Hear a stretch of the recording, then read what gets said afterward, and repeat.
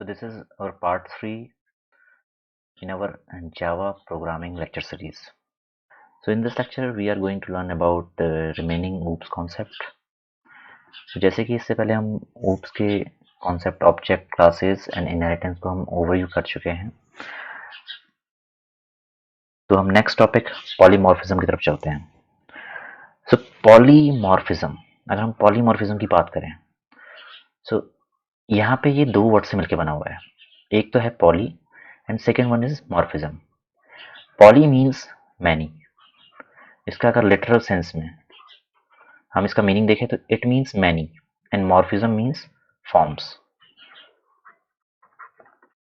जब एक कोई नेम स्पेस, कोई वर्ड हमारे पास हो और उसको हम दो तरीके से यूज करें, तो इसको हम अगर सिंपल वर्ड में बोलेंगे तो हम एक ही चीज को मल्टीपल टाइम डिफरेंट जगहों पे यूज कर रहे हैं. सिमिलरली अगर हम रियल वर्ड में देखें तो लेट सपोज डॉग हमारे पास एक क्लास है और उसके पास एक मेथड है ईट, राइट. तो ईट में अगर हम ईट को हम कैटेगरी वाइज हम वो करें, कंप्राइज करें, तो इसमें ये भी हो सकता है कि dog can eat vegetarian food, ठीक है, और dog can eat non vegetarian food. तो यहाँ पे क्या है, ईट का मतलब ये नहीं है सिंपली कि वो खाता है. अब उसको हमने और ज्यादा कैटेगराइज किया है मगर डिफरेंट फॉर्म्स में. अगर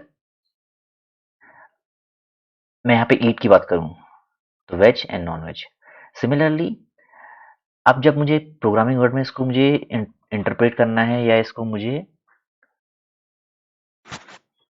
इम्प्लीमेंट करना है, तो मैं यहाँ पे ईट के करस्पॉन्डिंग दो मेथड्स बनाऊंगा, और one for veg and one for non veg.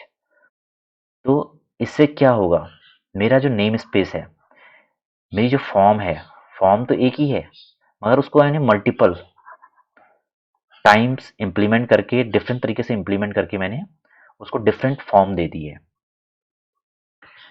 Similarly अगर हम बात करते हैं एनिमल की, एक एनिमल क्लास लेते हैं,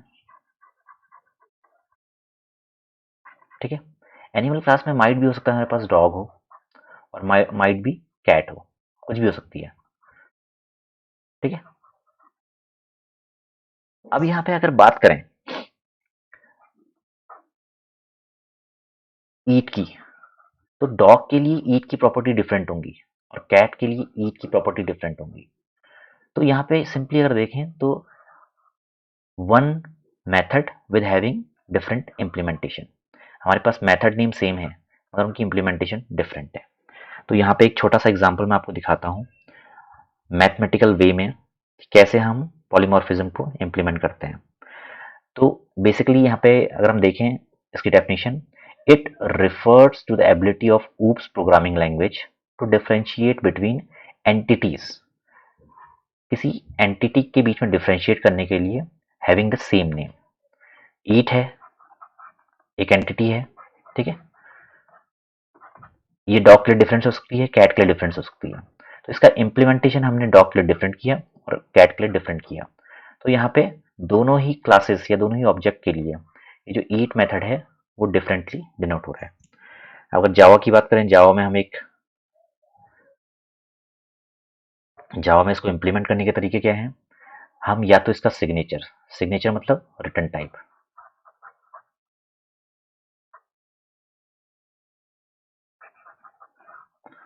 sorry, signature means parameters, the parameters we are passing in a methods, ठीक है. किसी भी मेथड में हम जो पैरामीटर्स पास करते हैं उसको बोलते हैं हम सिग्नेचर. और सेकेंड चीज होती है उसका रिटर्न टाइप, उसको बोलते हैं हम नेचर या डिक्लेरेशन. इसको हम नेचर भी बोलते हैं और रिटर्न टाइप, ठीक है. तो जब इन दो तरीके से आप आइदर चेंजिंग द नेचर और changing the signature, you can create a entity with having different meaning. तो यहाँ पर एग्जांपल से देख लेते हैं. मैंने एक क्लास बनाई है सम. अभी आप प्रोग्रामिंग में बिल्कुल इन डेप्थ मत जाइए, प्रोग्रामिंग के लिए मैं आपको पूरा डेमोन्स्ट्रेट करूंगा. So here we have a class name as sum. इसके अंदर मैंने 3 मेथड लिए हैं जिनका नाम सिमिलर है, सम सम सम। तो अब यहाँ पे आप देखिए सेम मेथड है but all having different meaning. इस सम के अंदर मैंने 2 वेरिएबल पास किए हैं इंटीजर टाइप और इसका रिटर्न टाइप है इंटीजर। इन दोनों का सम जो मैंने पैरामीटर्स पास किए हैं, इन दोनों का सम जो पैरामीटर्स मैंने पास किए हैं इन दोनों को सम करके मैं रिटर्न कर रहा हूँ। So by this way if I call the sum method with 2 integer 2 or 3, so it will return 5. Similarly I have a second method with parameters x, y and z, and it will return me the sum of these 3 parameters. So if I call sum 2 3 and 4, so it will return me 4 3 7 9, it will return me 9. Okay, and after that I have a third method which is similar to the first one but having different nature and signature. तो यहाँ पे मैंने double values pass की हैं और return भी मैं double value करा रहा हूँ। तो इट मीन्स अगर मैं पॉइंट में कोई वैल्यू, डेसिमल में कोई वैल्यू यहाँ पर पास करता हूँ inside the sum method, then it will return me the summation of those two number that I have passed. ठीक है, तो यहाँ पे क्या है, एक एंटिटी सम है मगर उसको मैंने 3 डिफरेंट तरीके से यहाँ पे इम्प्लीमेंट किया हुआ है, which means many forms. The sum methods is having many forms. ठीक है, सो यहाँ पे मैंने सम का ऑब्जेक्ट लिया है, देन सम को मैंने 3 डिफरेंट तरीके से कॉल किया हुआ है। तो ये वाला पहले मेथड को कॉल करेगा, this one will call second method and this one call third method. So this is the way you can implement polymorphism in programming world. So polymorphism in one line, it is used to differentiate between entities with the same name with the help of nature and signature. तो ये छोटी सी definition है इसकी, इसको याद कर लीजिएगा और एक बहुत बेसिक सा एग्जांपल मैंने यहाँ पे आपको बताया। Let's go to the next slide. Next concept of oops is abstraction. Abstraction का लिटरल मीनिंग होता है कि किसी चीज को एब्स्ट्रैक्ट वे में देखना। मीन्स अगर लेट सपोज एक ह्यूमन बॉडी है, लेट सपोज एक ह्यूमन की बात करूं मैं या कोई एनिमल की बात करूं मैं, अगर आप देखेंगे तो आपको वैसे जनरली पता है कि ह्यूमन के अंदर 206 हड्डियां होती हैं। ठीक है, तो यहाँ पे मगर हमें ये हड्डियां दिखती नहीं है क्योंकि जो हमें एज ए डिस्प्ले किया जाता है वो सिर्फ एक human skin with all the features we have. तो जो भी इसेंशियल कंपोनेंट हैं वो हमारे डिस्प्ले के अंदर छुपे हुए हैं, जैसे हड्डियां छुपी हुई हैं, बाकी जितने भी जॉइंट्स हैं वो सब छिपे हुए हैं। So these are comprised inside a display. ठीक है, so it is a property by virtue of which only the essential detail are displayed to the user. तो जैसे कि हमारा सिर्फ जो फेशियल कैरेक्टर्स हैं, हैंड्स मूवमेंट एंड लेग्स हैं, यही वर्ड को देखते हैं। तो सिमिलरली आप भी अपनी क्लास के जो जो फीचर आप चाहते हैं कि आउटर वर्ल्ड को एक्सपोज हो, लेट्स सपोज मैंने एक क्लास बनाई है एनिमल, अब मैं चाहता हूं कि इसके एट्रीब्यूट, लेट्स सपोज एनिमल का जो कलर है, एनिमल का जो ईटिंग पैटर्न है, एनिमल का जो स्लीप पैटर्न है, या एनिमल का जो बार्किंग नेचर है, barking in the case of dog it's bark and others for different.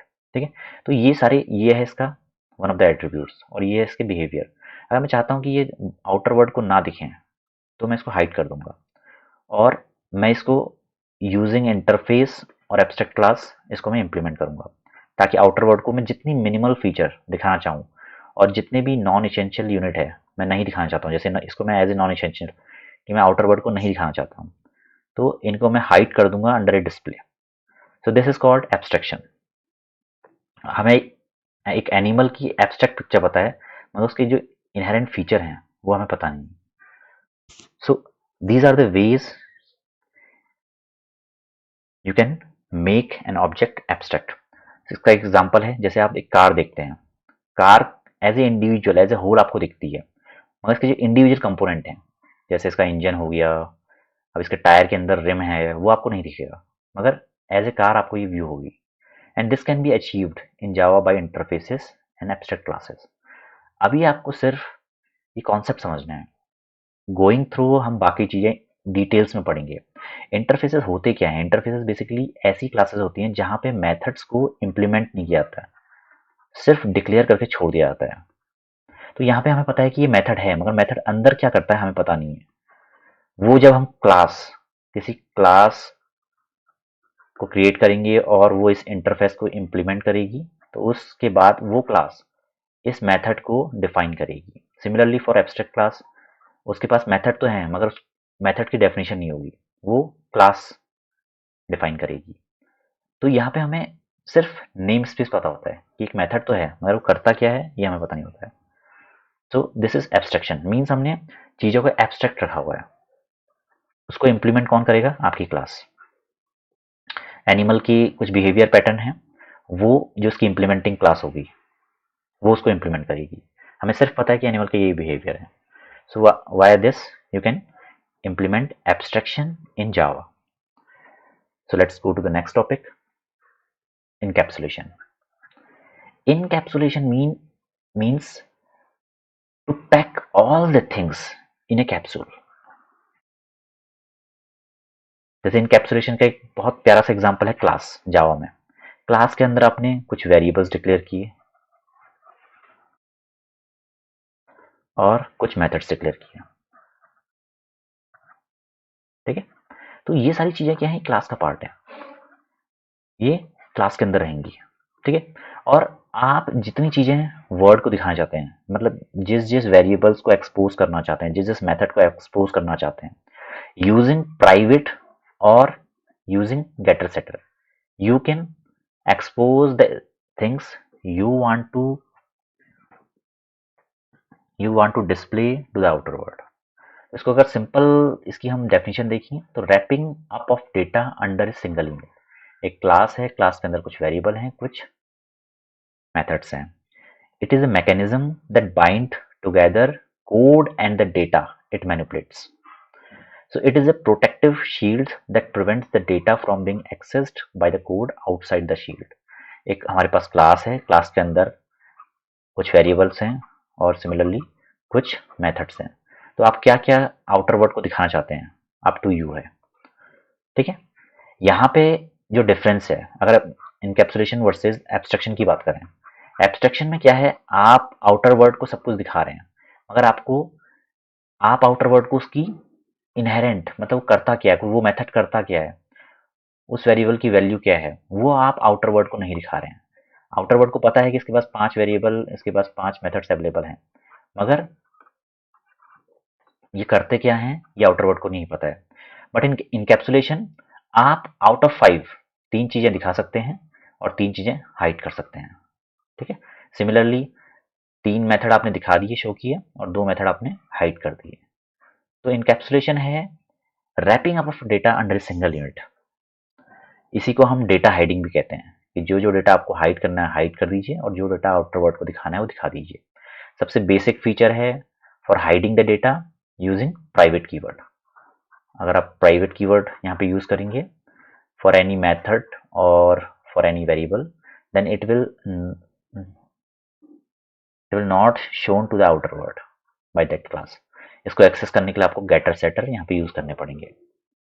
This can be achieved by declaring the variable as private and access them via getter and setter. So here is the encapsulation. Class है, ये variables data हमारे पास available हैं और ये ऐसी चीजें जो outer world को एक्सपोज्ड नहीं है। सो आपको इनकैप्सुलेशन और एब्स्ट्रैक्शन में डिफरेंस भी पता चल गया है। और इनकैप्सुलेशन का सिंपल अगर आप देखें, कैप्सूल की फॉर्म में डेटा और मेथड्स को बाइंड कर देना, ठीक है। Let's go to the next slide. Now the next topic we have, यहाँ पे हमारे ऊप्स के बेसिक कॉन्सेप्ट हमने फिनिश कर लिए हैं। इनका डेमोन्स्ट्रेशन में एंड ऑफ द चैप्टर में आपको दिखाऊंगा। हमारे पास यहाँ पे नेक्स्ट टॉपिक है JVM, जावा वर्चुअल मशीन। वर्चुअल मीन्स ये हमें दिखती नहीं है, मगर ये एक ऐसी मशीन है जो जावा के कोड को कंपाइल और रन करने में हमारी हेल्प करती है। जो भी हम कोड लिखेंगे उसको कंपाइल और उसको रन करने में हमारी हेल्प करती है, in simple word. So let suppose अगर हम सी की बात करें, सी में हमारे पास लेट सपोज मैंने यहाँ पे 3 प्रोग्राम लिखे हुए हैं, a1.c, a2.c एंड a3.c। अब होता क्या है, सी का कंपाइलर इन तीनों कोड को सबसे पहले ऑब्जेक्ट कोड में कन्वर्ट करता है, a1 dot object, a2 dot object and a3 dot object. After that अगर इन तीनों को कंप्राइज करके हमें कोई एप्लीकेशन बनानी है तो सी में क्या होता है कि एक लिंकर होता है। ये लिंकर क्या करेगा, a1, a2, a3 को कंबाइन करके हमें एक फाइनल exe प्रोवाइड करेगा। जैसे आपने इससे पहले भी देखा है कि आप मेन से ऊपर इंक्लूड stdio.h ये सब कुछ लिखते हैं, ठीक है। तो यहाँ पे आपने एक थर्ड सी फाइल को आपने क्या किया है, रेफर किया है। तो जब उसको कॉल करते हैं वो कंपाइल होती है और a1 डॉट ऑब्जेक्ट उस रेफर्ड क्लास को लिंक करके एक फाइनल हमें exe प्रोवाइड करता है। So this is the way things happens in C. But in Java जैसे अब सी की बात करें, इस सी में जो a.exe फाइल है ये एग्जीक्यूट होती है रैम में। जब आप टर्बो सी कंपाइलर में फाइल को कंपाइल करते हैं, उसका सिंथेटिकल और ग्रामेटिकल एरर चेक करते हैं, after that you will run this exe file in RAM. But in Java what happens, यहाँ पे कोई लिंकिंग नहीं होती है। सिंपल क्या होता है कि जो भी फाइल हमने बनाई है, 3 file a1, a2 and a3, ये कंपाइलर क्या करता है, सिंपली इसको बाइट कोड में कन्वर्ट करता है and these are our byte code. Byte code means ऐसे कोड जो प्लेटफॉर्म इंडिपेंडेंट होंगे, ठीक है। अब ये ध्यान रखना है कि सी और इसमें डिफरेंस क्या है। सी में क्या होता है, लिंकर एट द एंड आपको प्लेटफॉर्म स्पेसिफिक कोड प्रोवाइड करता है, मगर यहाँ पे क्या होता है कि जो भी कोड आपके पास पड़ा है ये पूरा का पूरा प्लेटफॉर्म से इंडिपेंडेंट है। अगर आपने विंडोज़ में कोड रन किया है तो लाइनेक्स में भी आपका कोड चल जाएगा एंड आपका एप्पल में भी ये कोड चल जाएगा, एप्पल का जो iOS है, ठीक है। Similarly Unix, multiple operating system we have, so in all the platform this code will run perfectly fine. अब यहाँ पे क्या होता है, हमारे पास एक जस्ट इन टाइम कंपाइलर होता है। ये क्या करता है, इस बाइट कोड को मशीन कोड में कन्वर्ट करता है after when the byte code is available to the JVM. तो जैसे ये जितना भी हमारे पास बाइट कोड अवेलेबल है, यहाँ पे क्लास लोडर इन सारी क्लास फाइल को लोड करता है, ये सब के सब जीआईटी का पार्ट है। देन बाइट कोड वेरीफाई होता है और यहाँ पे एट द एंड एग्जीक्यूट होता है। तो जीआईटी जो क्या है, जीआईटी आपका पार्ट ऑफ द जेवीएम है, ये आपको ध्यान रखना है। एक छोटा सा कंपोनेंट है जो बाइट कोड को टुकअप करता है, इसको लोड करता है, देन वेरीफाई करता है and at the end execute करता है, right. So here is the main thing, आपको जो बाइट कोड है वो मिलेगा, वो प्लेटफॉर्म इंडिपेंडेंट होगा। But in C this is platform dependent. एक बार इसको देख लेते हैं, इसकी definition. It provides a run time environment to drive the Java code. Java code को रन करने के लिए आपको एक रन टाइम इन्वायरमेंट प्रोवाइड करता है। It converts the Java byte code into machine language. ये आपकी जावा बाइट कोड को मशीन लैंग्वेज में कन्वर्ट करता है। It is part of GRE. देखो दो दो डिफरेंट थिंग्स हैं। जेवीएम इज कंपाइलर और executor and GRE is basically Java run time environment. अगर आपकी विंडोज या सिस्टम में आपके कोई भी जावा एप्लीकेशन है, उसको रन करना है और वो जावा के कुछ कंपोनेंट यूज करना चाहता है, ठीक है, कोई जावा एप्लीकेशन है जो जावा के कुछ कंपोनेंट यूज करना चाहता है, तो आपको अपने सिस्टम में जीआरई जावा रन टाइम इन्वायरमेंट प्रोवाइड करना पड़ेगा, इंस्टॉल करना पड़ेगा। मगर आप कुछ चीज़ डेवलप करते हैं, कोई कोड लिख रहे हैं, तो उसको कंपाइल और रन करने के लिए आपको जेवीएम की रिक्वायरमेंट है। That is part of JDK, ये ध्यान रखना है, जावा डेवलपमेंट किट, ठीक है। ये this is for developer and this is for just running and executing the Java application. In other programming languages, the compiler produces machine code for a particular system. जो मैं बोल रहा हूँ platform dependent, यहाँ पे चीज़ें प्लेटफॉर्म डिपेंडेंट होती हैं in other programming languages. For example C और सी प्लस प्लस की बात करूँ, यहाँ पे जो भी हमारा मशीन कोड बनता है वो होता है platform dependent. But Java compiler produces code for virtual machine known as Java virtual machine, जो कि आपका बाइट कोड होता है। तो सीक्वेंस क्रोनोलॉजी यहाँ पे समझ लेते हैं। सबसे पहले जावा कोड कंपाइल होता है बाइट कोड में। ये बाइट कोड इंटरप्रेट होता है डिफरेंट मशीन के अकॉर्डिंग डिफरेंटली। उसके बाद बाइट बाइट कोड आपका इंटरमीडिएटरी लैंग्वेज में कन्वर्ट होता है और जीवीएम उसको मेमोरी एलोकेट करता है। So this is the chronology how Java code runs in A machine. Main thing है बाइट कोड। ये बाइट कोड आपका कंप्लीटली प्लेटफॉर्म इंडिपेंडेंट होता है। आपने जेवीएम के थ्रू कोड को कंपाइल किया, कंपाइल करने के बाद आपको यहाँ पे बाइट कोड मिल गया। तो ये बाइट कोड आपको हर जगह ले जाके यूज करना है, राइट। अब जस्ट इन टाइम कंपाइलर क्या होता है? जस्ट इन टाइम कंपाइलर आपका स्टार्ट होता है जब बाइट कोड आपके सिस्टम में लोड होता है, और लोड होने के बाद बाइट कोड वेरीफाई होता है। जैसे ही वेरीफाई होता है, वेरीफाई के बाद आपको क्या करना है, उसको एग्जीक्यूट करना है। तो यहाँ पे आपका JIT code generator just in time ये पिक्चर में आता है। It interprets the part of bite code को चंक में लेता है। जैसे एक बाइट कोड है, आपने एक क्लास लिखी है, उसमें आपने पूरा का पूरा फिबोनाची सीरीज का अपना प्रोग्राम लिखा हुआ है, तो उसको डिफरेंट पार्ट में कन्वर्ट करेगा, चंक्स में, बाइट कोड को। बाइट कोड मतलब compiled code. And after that उसको वेरीफाई करके एग्जीक्यूट करेगा part two part. So this is just in time does. तो सिंपल है, it is a part of Java virtual machine and it interprets part of bytecode that has similar functionality at same time। JVM का ही part होता है और ये execution के time पे help करता है JVM को टू रन ए प्रोग्राम। अब यहाँ पर जावा के कुछ फीचर्स हम देख लेते हैं, features of Java. So going forward I would like to stop this lecture because आपने ऊप्स और JVM JIT पहले इन चीज़ों को रिवाइज की हुई है, और उसके बाद हम नेक्स्ट टॉपिक पे अपने चलेंगे। सो वीडियो को लाइक कीजिए, सब्सक्राइब कीजिए और मैक्सिमम शेयर कीजिए और पढ़िए। डेमोस्ट्रेशन पूरा कराऊंगा मैं from oops to everything. Oops में हम बेसिक क्लास ऑब्जेक्ट को लेके चलेंगे, उनका डेमोस्ट्रेशन करेंगे, पूरे प्रैक्टिकल आपको यहाँ पे दिखाए जाएंगे। Okay, thank you, bye.